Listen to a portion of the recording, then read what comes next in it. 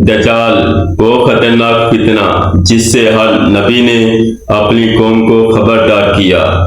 तो सोचिए, एक ऐसा शख्स जिसके पास दुनिया की अजीबो गरीब ताकतें होंगी, वो आसमान को कहेगा बारिश बरसा तो फौरन बारिश बरसना शुरू हो जाएगी।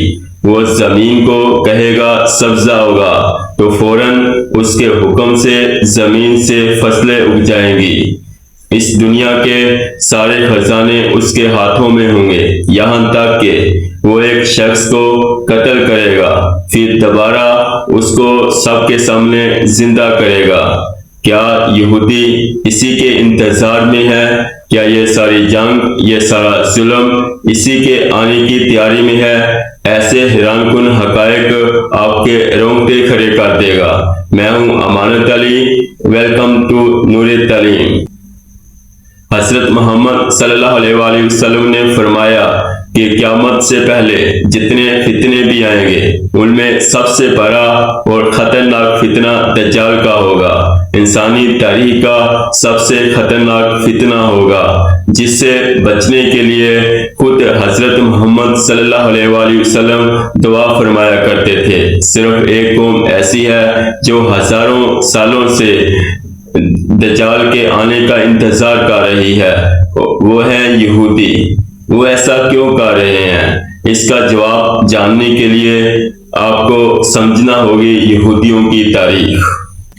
आज से तकरीबन 3000 साल पहले हजरत दाऊद अलैहिस्सलाम की बादशाह थी, जो अजीम शान सल्तनत फलस्तीन से लेकर दरियाए फरात तक फैली हुई थी। यानी आज के शाम, इराक, मिस्र, लबनान, जॉर्डन, सऊदी अरब और फलस्तीन के बड़े हिस्से शामिल थे, जिसका कैपिटल था यरूशलेम। फिर क्या हुआ? हजरत दाऊद अलैहिस्सलाम की वफात के बाद इनके बेटे हजरत सुलेमान अलैहिस्सलाम को बादशाहत मिली, तो उन्होंने इस किंगडम को मजीद मजबूत किया। ये दोनों अल्लाह के नबी थे। हजरत सुलेमान अलैहिस्सलाम ने अल्लाह से दुआ की कि मुझे ऐसी बादशाहत अता फरमा जो मेरे बाद किसी को ना अता की हो। अल्लाह ने उनकी दुआ कबूल फरमाई। इंसानों के साथ साथ परिंदों, जानवरों और जन्नात पर हुकूमत अता फरमा दी। यहूदी हजरत सुलेमान अलैहिस्सलाम की बादशाहत को अपनी हिस्ट्री का सबसे आइडियल दौर समझते हैं। वो आज भी हजरत सुलेमान अलैहिस्सलाम की रियासत की तरह एक ग्रेटर इसराइल रियासत बनाना चाहते हैं, लेकिन जैसे ही हजरत सुलेमान अलैहिस्सलाम का इंतकाल हुआ तो सब कुछ बदल गया। कौम में इख्तलाफात शुरू हो गए और सल्तनत दो हिस्सों में तकसीम होगी, एक तरफ यहूदा और दूसरी तरफ इसराइल। अल्लाह ताला ने बहुत से अंबिया भेजे, लेकिन यहूदी कौम ने इनकी नाफरमानी की। फिर आखिरकार अल्लाह का अजाब आ गया। 586 कबल मसीह में बाइबल इराक के ताकतवर बादशाह बख्त नसर ने यरूशलेम पर हमला कर दिया। ये हमला इंतहाई सख्त हमला था।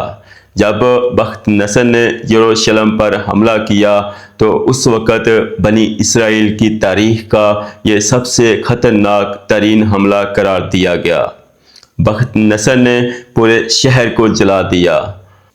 हज़रत सुलेमान अलैहिस्सलाम ने जन्नात के ज़रिए एक अजीम शान इबादतगाह बनाई थी, जिसे हैकल सुलेमानी कहा जाता है, और यहूदियों के लिए हैकल सुलेमानी बहुत मुकद्दस था। बख्त नसर ने उसे भी गिरा दिया। हज़ारों लोगों को कत्ल करने के बाद तकरीबन 30,000 से ज़ायद यहूदियों को कैदी बनाकर बाइबल ले गया, जिसे बबलोनियन एक्साइल कहा जाता है, यानी बाइबल की जिलावतनी। ये यहूदियों की तारीख का सबसे बड़ा डाउनफॉल था। तकरीबन 70 साल तक यहूदी बाइबल में कैद रहे, लेकिन जब ईरान के बादशाह साइरस दी ग्रेट, जिसे हज़रत जुल्करनैन अलैहिस्सलाम कहा जाता है, उसने इराक के शहर बाइबल को फतह किया तो उसने यहूदियों को यरूशलेम जाने की इजाज़त दी। وہ واپس آئے، انہوں نے ایک ٹیمپل تعمیر کیا جسے سیکنڈ ٹیمپل کہا جاتا ہے۔ یہودی دوبارہ یروشلم میں آباد ہو چکے تھے۔ یہودیوں کی مقدس کتابوں میں لکھا تھا کہ ایک مسیحا آئے گا جو ان کو دوبارہ سے اقتدار دلوائے گا، ایک بار پھر حضرت سلیمان علیہ السلام کی ریاست کی طرح گریٹر اسرائیل بنے گا۔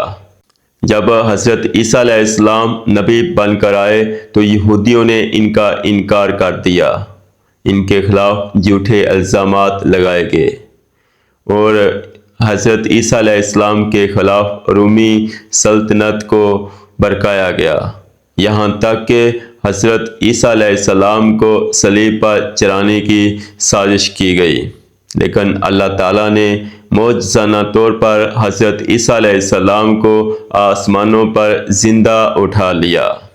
70 عیسوی میں جب جنرل ٹائٹل نے یہودیوں کو فلسطین سے نکالا تو یہودی عیسائیوں کا فلسطین پر مکمل قبضہ ہو گیا۔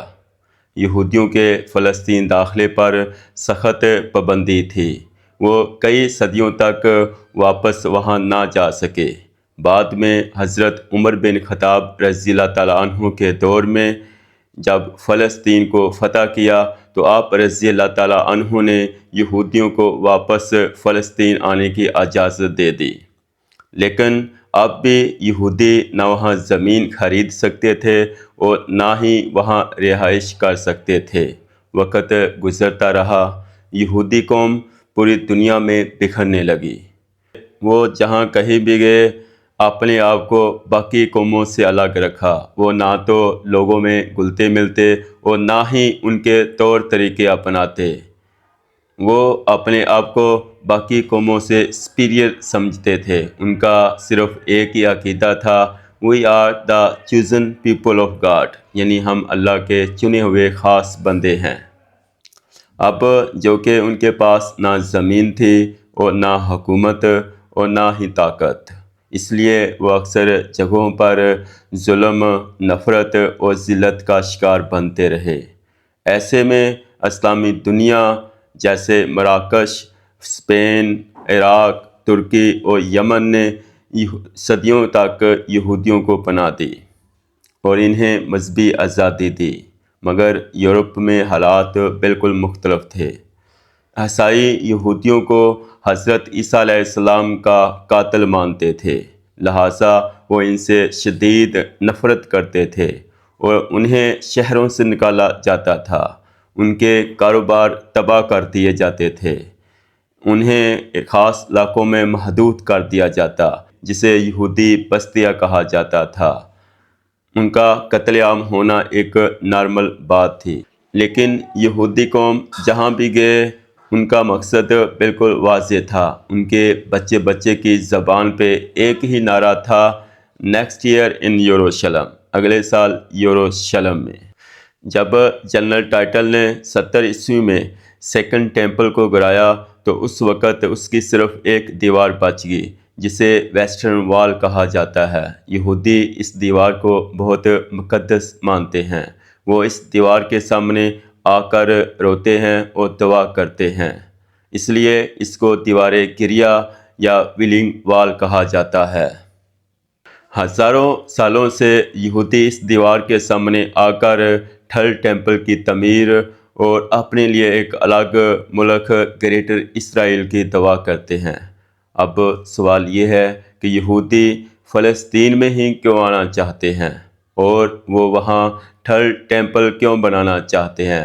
اس سوال کا جواب سمجھنے کے لیے ہمیں یہودیوں کے عقیدے کو جاننا انتہائی ضروری ہے۔ یہودی عقیدے کے مطابق ایک دن ایک عظیم بادشاہ آئے گا جسے وہ مسیحا کہتے ہیں۔ ان کا عقیدہ ہے کہ یہ بادشاہ، یہ مسیحا حضرت داؤد علیہ السلام کی نسل سے ہوگا جو یروشلم میں بیٹھ کر پوری دنیا پر حکومت کرے گا اور یہودیوں کو دنیا بھر میں طاقتور قوم بنا دے گا۔ لیکن یہ مسیحا اس وقت تک ظاہر نہیں ہوگا جب تک کچھ خاص شرائط پوری نہ ہو جائیں۔ پہلی شرط کہ تمام یہودی واپس اسرائیل آ جائیں، یعنی یہودی دنیا کے جس کونے میں بکھرے ہیں ان کو واپس فلسطین آنا ہوگا۔ اس لیے 1948 میں جب اسرائیل بنا تو پوری دنیا سے یہودیوں کو لا کر یہاں آباد کیا گیا۔ دوسری شرط کہ یروشلم پر مکمل قبضہ۔ یہودی سمجھتے ہیں کہ یروشلم صرف اور صرف ان کا ہے، اس لیے وہ یروشلم پر مکمل قبضہ حاصل کرنا چاہتے ہیں۔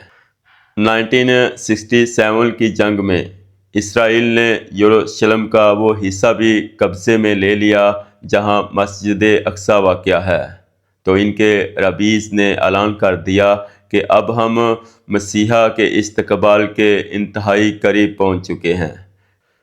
تیسری شرط تھرڈ ٹیمپل کی تعمیر، یعنی یہودی دوبارہ تھرڈ ٹیمپل بنائیں گے۔ جو جنرل ٹائٹل نے گرایا تھا وہ کون سی جگہ ہے جہاں مسجد اقصی واقع ہے۔ یہودی عقیدے کے مطابق مسجد اقصی کو گرا کر وہ تھرڈ ٹیمپل بنائیں گے اور مسیحا آ کر تھرڈ ٹیمپل میں بیٹھ کر پوری دنیا پہ حکومت کرے گا۔ چوتھی شرط عالمی جنگ، یعنی ورلڈ وار۔ یہودیوں کی کتابوں میں لکھا ہے کہ مسیحا اس وقت آئے گا جب دنیا میں ان کے آنے سے پہلے ایک بہت بڑی جنگ ہوگی۔ اس کے بعد مسیحا دنیا میں ظاہر ہوگا اور دنیا میں ایک نیا نظام قائم کرے گا، یعنی نیو ورلڈ آرڈر۔ مگر مسلمانوں کے عقیدے یعنی قرآن و حدیث کے مطابق اصل مسیحا حضرت عیسیٰ علیہ السلام ہے، جن کا یہودیوں نے انکار کیا۔ اب جو شخص مسیحا ہونے کا دعویٰ کرے گا وہ دجال ہوگا۔ حضرت محمد صلی اللہ علیہ وآلہ وسلم نے دجال کے بارے میں کئی پیش گوئیاں کی۔ آپ صلی اللہ علیہ وآلہ وسلم نے فرمایا کہ ہر نبی نے دجال کے بارے اپنی قوم کو خبردار کیا، میں تمہیں اس کے بارے خبردار کرتا ہوں۔ حدیث کے مطابق دجال کے فالورز سب سے زیادہ یہودی ہوں گے، صحیح مسلم 1944۔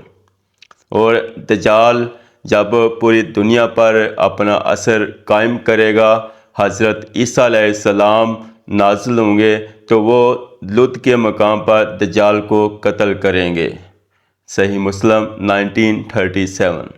لد آج کی اسرائیل میں تل ابیب کے قریب وہ مقام ہے جہاں بڑا ایئرپورٹ قائم ہے۔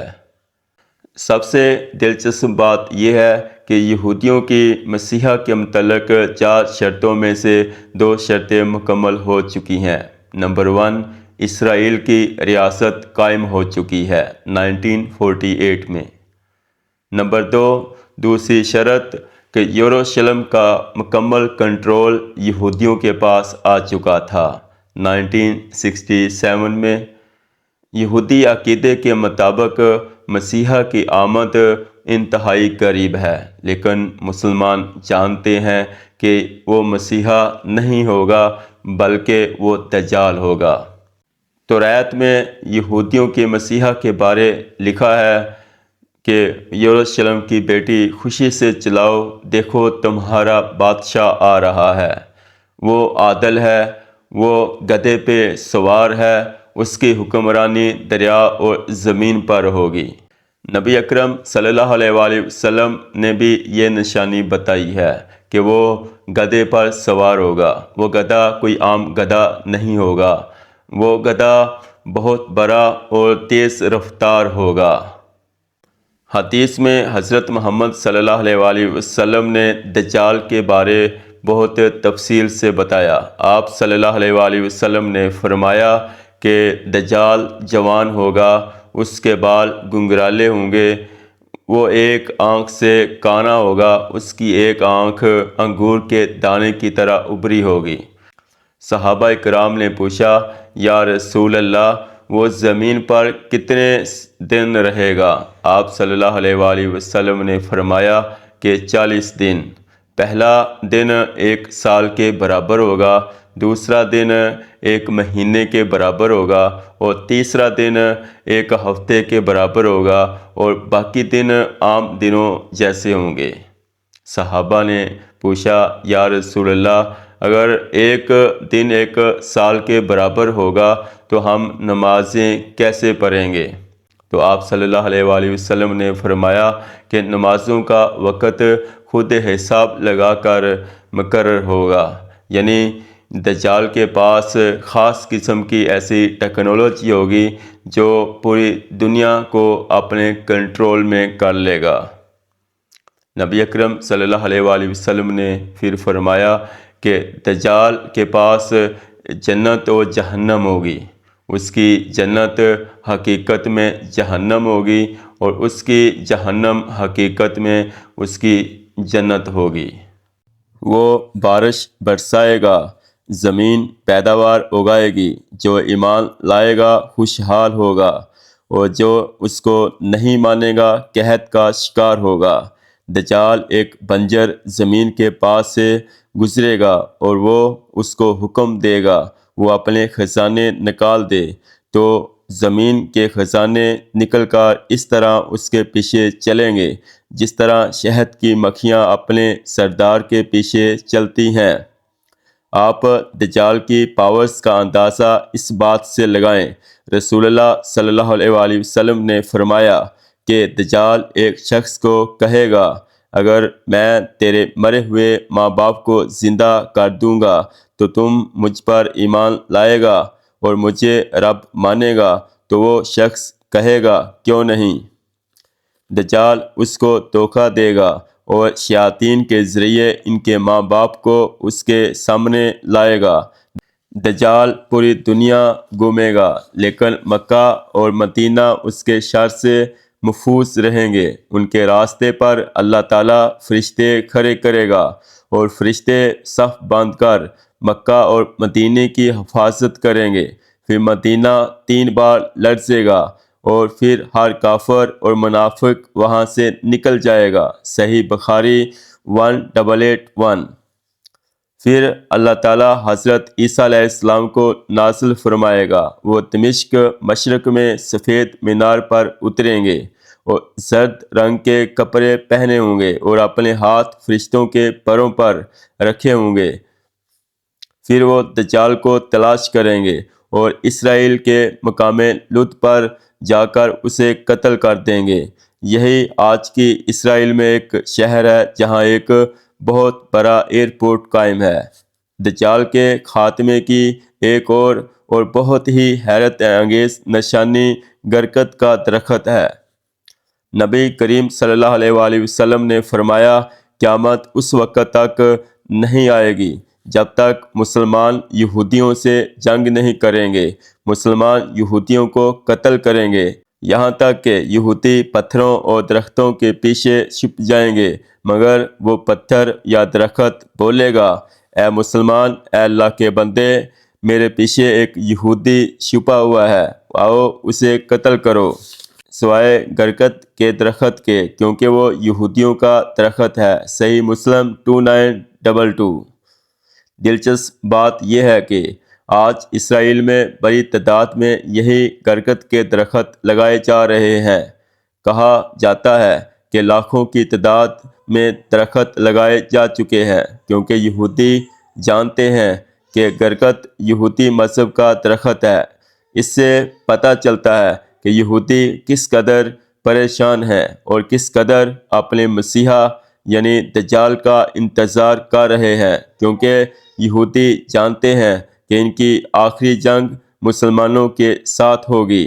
وہ اسی کے مطابق تیاری کر رہے ہیں۔ کیا ہم مسلمان دجال کی آمد اور حضرت عیسیٰ علیہ السلام کے نزول کے لیے تیار ہیں؟